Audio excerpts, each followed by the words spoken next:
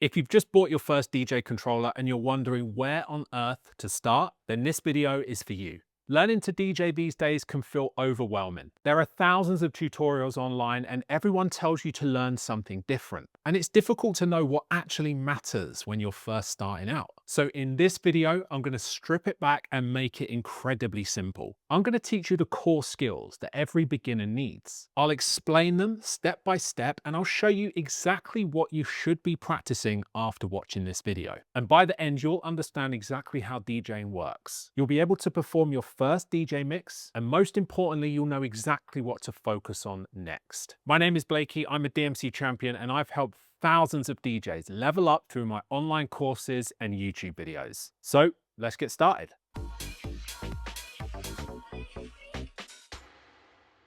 Okay, now throughout this whole video, I'm going to be using the same two tracks, which you can actually download for free so that we're using exactly the same music. Now, I actually produced these tracks and they've been designed specifically to make learning way easier. This is going to remove the problem of you choosing suitable songs, and these tracks have been arranged specifically for this lesson. Now, if you take a look in the description box of this video, you will see a link to download the free practice tracks. Click that link, type in your email, and I'll send the tracks straight to your inbox. Now, once you've downloaded the practice tracks, open up that folder that you've downloaded on your computer like this, and just leave it there for now.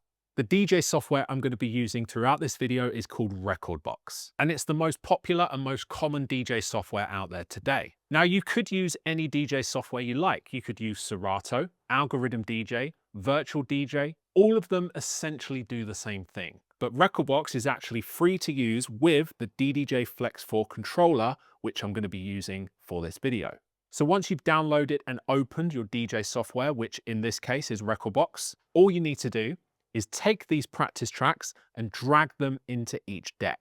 So let's take practice track number 1 and drag it into deck 1 in Rekordbox. And then let's take practice track number 2 and load that into deck 2 in Rekordbox. Using these tracks is going to make learning so much easier. You don't need to think about music selection today. Just follow along with exactly the same tracks as me.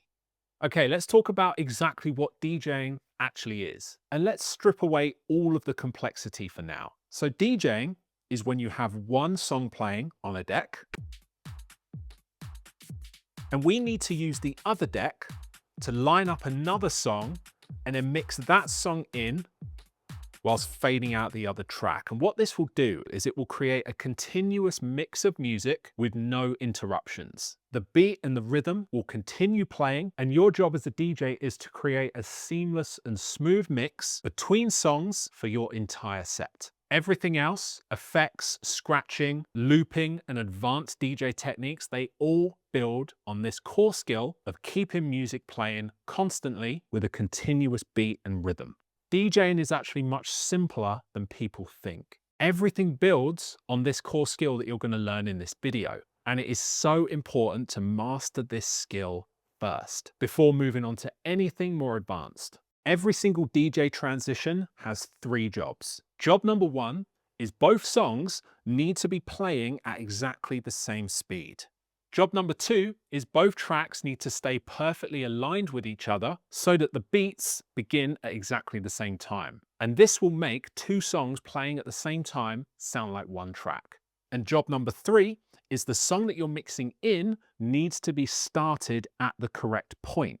Every lesson in this video from now on will solve one of those 3 problems. If you can consistently solve those 3 problems, that is when you can say that you can DJ properly. And by the way, if you're still figuring out exactly what DJ equipment you actually need, I've put together this completely free beginner DJ setup guide, which explains exactly what I recommend and how everything connects. There is a link in the description if you'd like to download it for free. Now let's talk about something very important, which is the BPM, which stands for beats per minute.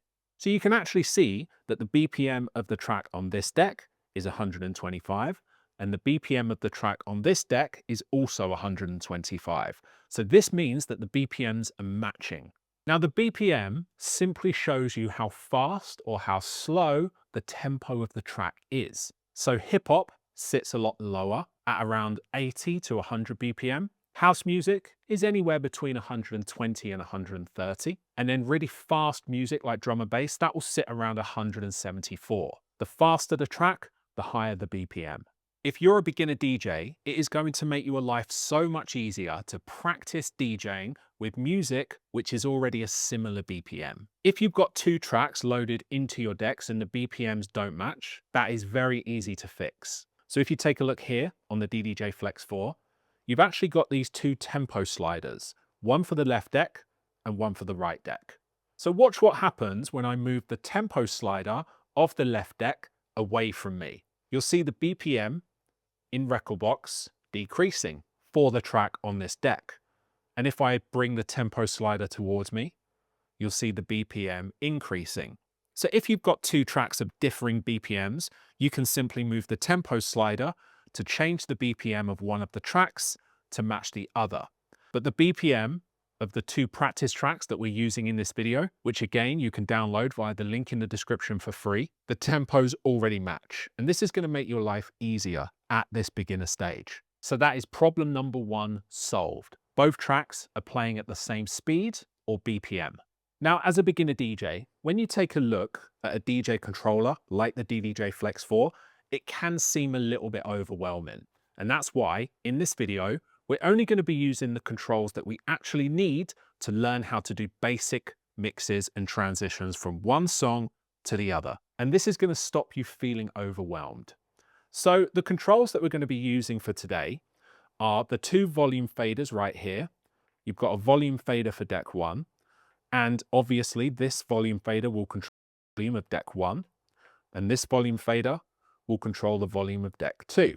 We're also going to be using the play button and the cue button. Now the play buttons are right here. You've got one for each deck. And then you've got these cue buttons right here. Again, one for each deck. So if I press play on the track on deck 1, the track will play. And if I press it again, the track will pause.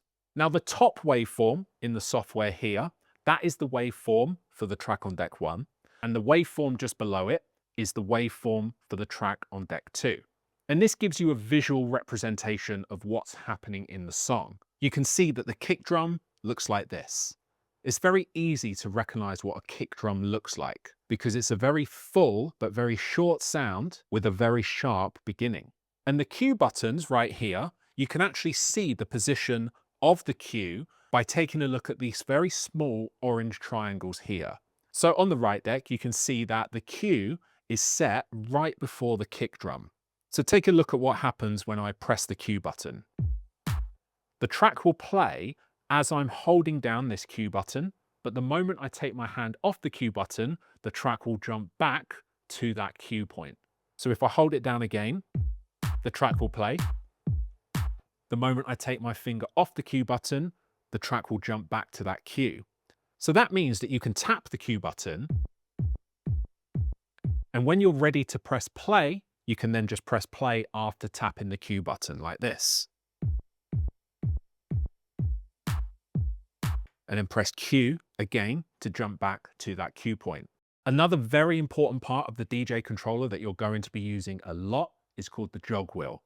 Now the jog wheels are these circular things right here. And with the track paused, we can put our hand on the jog wheel and we can scrub through the song. You can go backwards, you can go forwards, but let's move it back to get right to the start of the song. So you can see by moving the jog wheel, we can move the position of the track to exactly where we want it. Now, if we wanted to move the position of the cue button, that's very simple. All we need to do is put our hand on the jog wheel, scrub through the track to where we want to set the cue. So let's move it here to this clap.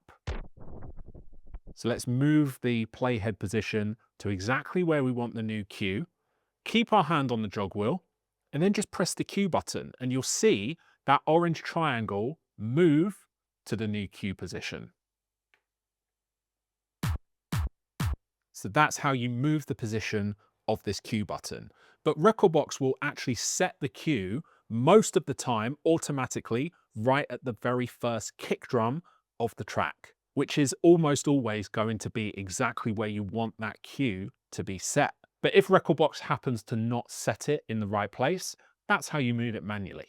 Now, something else that's going to be very important to you as a beginner DJ is a pair of over-the-head headphones. Any headphones that sit over your head will do, and your headphones will plug into the DDJ Flex 4 via this port right on the front here. Now, the job of the headphones is to listen to the track that you're mixing in before you bring up the volume fader and introduce that track to the audience. So basically, we're listening to the track in the headphones secretly and making sure that the mix sounds good and professional before the audience hears it. And this is going to make it way less likely that the audience hears us making a mistake, because we can correct the transition in the headphones first. Now, right here on the DDJ Flex 4, this knob is the volume control for the headphones. So make sure this isn't too loud. I would have it around here to start with. And if you need to boost the volume, you can. And then right here, you've got what's called the headphone mix. Make sure this is set to Q. And then to choose which deck you're listening to in the headphones, you've got these two Q buttons here. So if you wanted to only listen to the left deck in your headphones, make sure that the Q for deck 1 is turned on, and that way you're queuing the track on deck 1 in your headphones. If you wanted to cue the track on deck 2, just make sure deck 1 Q is turned off and deck 2 Q is turned on. This right here is the master cue for the headphones. Make sure this is turned off. Now, I've already covered the volume faders for both of the decks, and just below that here is the crossfader. We're not going to be using the crossfader today at all, so just make sure that this crossfader is in the middle at all times. If the crossfader was all the way to the left, then you would only be able to hear deck 1 out of the speakers, and if the crossfader was all the way to the right, then you would only be able to hear deck 2 out of the speakers. So just make sure this is in the middle and then forget about it. And finally, we're also going to be using the bass EQ, which is right here, also known as the low EQ. Now, this simply controls how much bass and low frequency is coming out of the speakers for this channel. So if I was to turn it down on channel 1, there will be no bass playing from deck 1. But if you have it at 12 o'clock, that means that the bass is coming through as the song intended. If you were to turn it up, this is actually going to add bass frequencies. And I would strongly recommend never going above 12 o'clock on the bass EQ. Using the bass EQ can create a more professional sounding and seamless mix, and we're going to cover how that sounds later in the video. There are way more features on this DJ controller, such as looping, effects, filters, and even a sampler, but we're going to ignore all of that for today, because at this beginner stage, you don't need to learn any of that. You just need to learn the core foundational skill of mixing from one track to the other, which is exactly what this video is going to teach you. Now, if you're enjoying learning this way and you would like me to guide you through the rest of your DJ journey step by step, then you should check out my Ultimate Beginner DJ course. Everything you're learning in this video is just the beginning. Inside the course, I take this exact same teaching approach and show you exactly what you should be practicing in exactly what order so that you can continue improving without feeling overwhelmed or wondering what you should be learning next. I've built this course around all of the challenges that thousands of beginner DJs have shared with me. So every single lesson has a purpose and it builds naturally on the last lesson. If you'd like to learn to DJ properly from day one, then just click the first link in the description to check out the course. Okay, next up is a very important part of learning to DJ properly, and that is understanding phrasing. Now, when it comes to music, especially dance music, all songs are built in sections, and these sections are called phrases. 99% of dance music changes every 32 beats, which is one phrase. And the reason that producers make their music in this way is so that it can be mixed properly by DJs. Every 32 beats, which is one phrase, something in the track will change. And this is how music builds and progresses. So right now, what I'm going to do is I'm going to play practice track number 2, and I'm going to put a counter on the screen, counting along with every beat of the song. And you'll hear that every 32 beats, something in the music changes. Here we go. 1, 2, 3, 4, 5, 6, 7, 8, 9, 10, 11, 12, 13, 14, 15. So there's a new phrase coming up here. Listen to what changes. 4, 3, 2, 1. So you can hear that some more drums have been added to this track. And there's a new phrase coming up in 4, 3, 2, 1. So this is what's called the breakdown section. And the breakdown section is where all the tension is released from the track and the song starts to build up again. So here we go, a new phrase in 4, 3, 2, 1.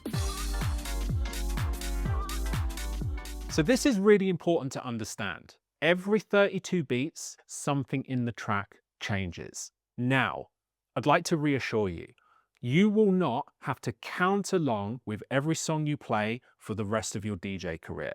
That would be exhausting and quite dull. When you see a DJ on stage at a festival or at a club, I can guarantee you they're not counting along at all. And the reason for that is phrases and understanding them becomes second nature very quickly once you start practicing DJing. You'll actually start to naturally anticipate the new phrase and the change in the music, because pretty much all dance music is built in this way. So what I'd now like to do is I'd like to play 3 different examples of songs which we're going to listen to, and I'd like you to simply listen out for the change in the music every 32 beats. I'm going to keep that counter on the screen to help you out, but very quickly, after some practice, you won't need this counter and you won't need to count along anymore. But at this beginner stage, it is a good idea to learn in this way so that you understand it properly. And the reason it's so important is if you're performing a DJ mix and your songs are out of phrase, it's going to sound very amateurish and very unnatural. Because if you've got one song playing and this track goes into the drop, but you're mixing it in with this track, and this track goes into the drop 8 beats later, there is basically no quicker way of giving away that you're a beginner and an amateur. And it's just going to make you sound unprofessional. So it is vital that you understand it properly. So let's take a listen to those other 3 tracks where I would like you to listen out for the changes in the music. So this is a house track. Let's press play and listen for the changes in the music every 32 beats.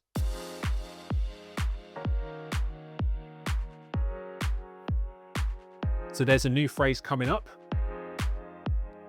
Let's listen to what changes. Here we go. 4, 3, 2, 1. So you can hear a nice chord has been brought in. Let's listen to what changes in the next phrase. Here we go. 4, 3, 2, 1. So now we're into the breakdown section. Let's listen to one more phrase. And this is going to be the drop, where the track's building up and in 4, 3, 2, 1, drop. Now let's take a listen to a tech house track and listen to how that changes every 32 beats.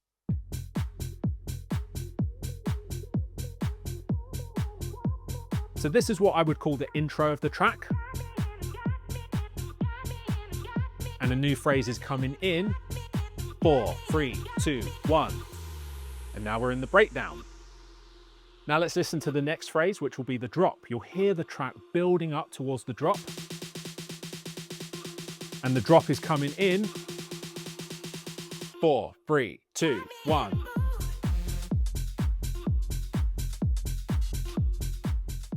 Now let's take a listen to a hip hop track, which will obviously be running at a lower BPM, so the counting will be slower. Let's take a listen. So this one's running slower at 104 BPM. Let's take a listen to what changes at the end of this phrase. Here it comes. 4, 3, 2, 1. So you can hear some nice musical elements have come in here. There's a beautiful chord in the background. Let's take a listen to what changes in the next phrase. Here it comes. 4, 3, 2, 1. So So you've got a guitar riff there. So it doesn't matter what style of music you're playing, every 32 beats, something in the track is going to change. And that's why having your phrases lined up correctly is so important.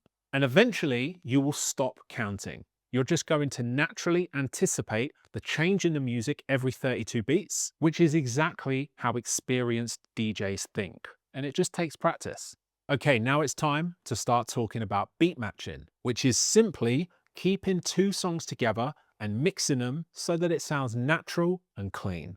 So as I've already shown you, my two practice tracks, which you can download via the link in the description for free, they are already playing at the same BPM, which is 125. But let me show you what happens if I move the tempo slider on the right deck down 1 BPM, so that this track is playing at 124 BPM and this track is playing at 125 BPM. Take a listen to what happens if I press play on both of these tracks at the same time. You will hear that they slowly start to drift out of time and it starts to sound incredibly messy and frankly awful. They sound okay now.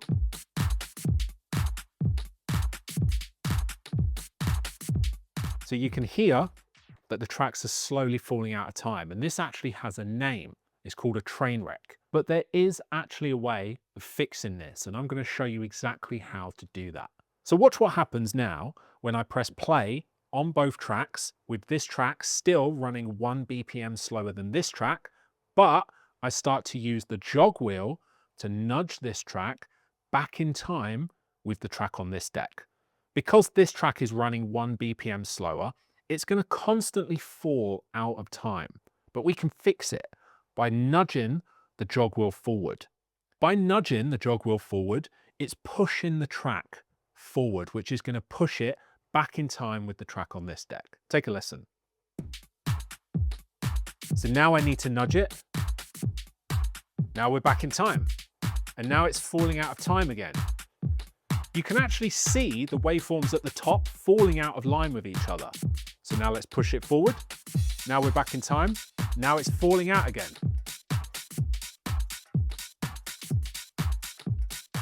Now it's falling out of time again. Let's push it forward to line up those beats.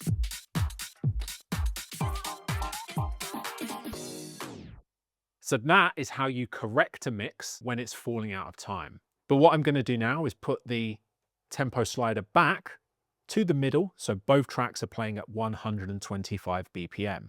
And the great thing about having both tracks at the same speed is if your tracks are not aligned, then you can use the jog wheel to nudge it back in time like I just showed you, but the track is then not going to drift out of time anymore.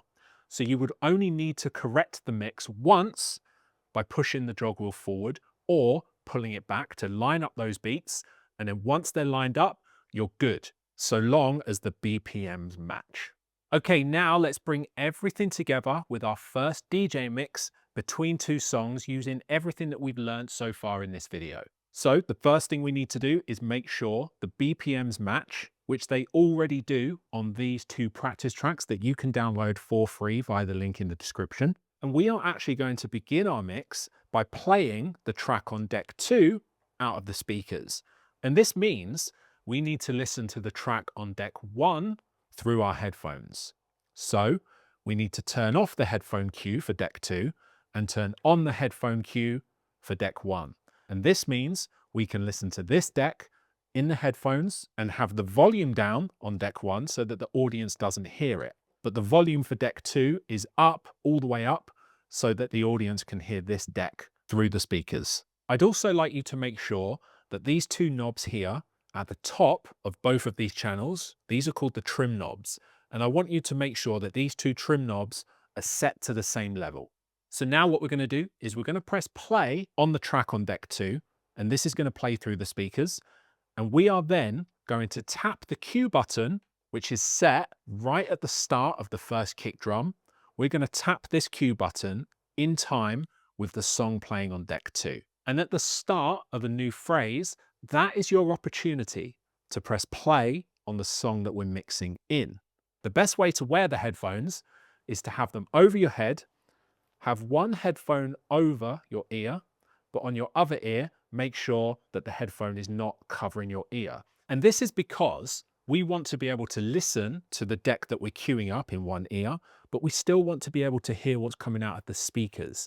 That's why you make sure the other headphone is not covering your ear. Now, at first, this might feel very strange, but very quickly you'll get used to it with a bit of practice. Essentially, you're using one ear to listen to one thing, which is this deck, and you're using the other ear to listen to a completely different thing, which is what's coming out of the speakers. So here we go. Let's press play on deck 2. Let's put our headphones on. And what I'm going to do is I'm going to tap the cue button in time with this track. And this is going to help me press play perfectly in time. Here we go. 4, 3, 2, 1, play. So I press play right at the start of a new phrase. Now let's nudge this jog wheel forward to line up the beats. You can now see in the Rekordbox software that the waveforms are perfectly aligned. So now we're in the breakdown section of this track. I'm going to press the cue button on this track to go back to the start. And I want to press play on this track right at the start of the drop, which is coming up here. 4, 3, 2, 1, play. Now I actually pressed play perfectly in time there, so we don't need to nudge the jog wheel. Now let's fade in the track on deck 1. And now what I'm going to do is I'm going to start to fade out the track on deck 2. Very slowly fade this out, very gradually. And at the end of this phrase, that's when I want to completely fade this track on deck 2 out. Here we go. New phrase, so let's bring this track out. So that right there is a very basic but very core fundamental skill, which is the backbone skill to every advanced DJ you've ever seen in your life. That is the skill that all other skills are built on. And it is the one and only skill that you should be learning first as a beginner. So congratulations, you just performed your first DJ mix between 2 songs. But we're not going to stop there, because whilst that is a very core skill that every beginner DJ needs, we can build on it and we can make it even better. So what we're going to do this time is we're going to perform the same mix, but I'm actually going to introduce some low EQ right here. So we are essentially going to perform the exact same transition, but I'm actually going to use the low EQ to make this mix sound more professional. So here we go. Let's put our headphones on and let's tap the cue button in time with the other track, getting ready to press play at the start of the next phrase, which is coming up here in 4, 3, 2, 1, play. So now I need to nudge the jog wheel back to line up the beats. So now I can hear in the headphones that the beats are aligned. And a new phrase in 4, 3, 2, 1. Now we're in the breakdown of this track, and I'm going to press Q to go back to the start because I want to start mixing this track in from the drop. Let's turn the bass down on deck 1. That's important. Here we go. 4, 3, 2, 1, play. Line up the beats using the jog wheel, and now I'm going to start fading in the track on deck 1. Now let's very gradually swap the bass from deck 1 to deck 2. And let's start fading out deck 2 very gradually. So now all of the bass has been cut from the track on deck 2. Slowly fade that out. A new phrase is coming here. So now let's fade out that track completely. So that is still a pretty basic transition, but introducing the bass or the low EQ is going to make your transition and your mix sound way more professional. So now I'm going to give you a practice plan. For your first practice day, all I want you to do is take those 2 practice tracks that you've downloaded for free and practice that same transition with those 2 tracks and repeat it several times. Focus on timing and trying to perform the mix slightly cleaner every time. If the mix doesn't sound clean when you first start practicing it, don't worry, don't panic. That's probably correct, because just like learning an instrument, you're not going to be able to perform on that instrument perfectly on your first practice session. But I guarantee you, if you repeat it each time you perform that transition is going to sound more clean and more professional. So for day one, practice that transition 5 to 6 times until it starts to feel more natural.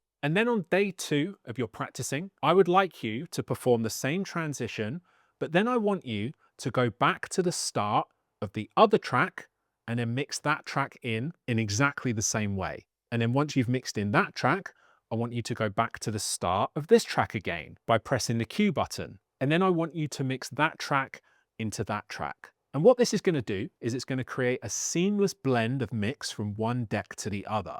And this is really getting to the core of what DJing is. As I mentioned at the start of this video, DJing is simply playing a continuous mix of music from one deck to the other where you keep the rhythm and the beats consistent. And I have actually designed these two practice tracks so that you can perform a seamless loop of music from one deck to the other.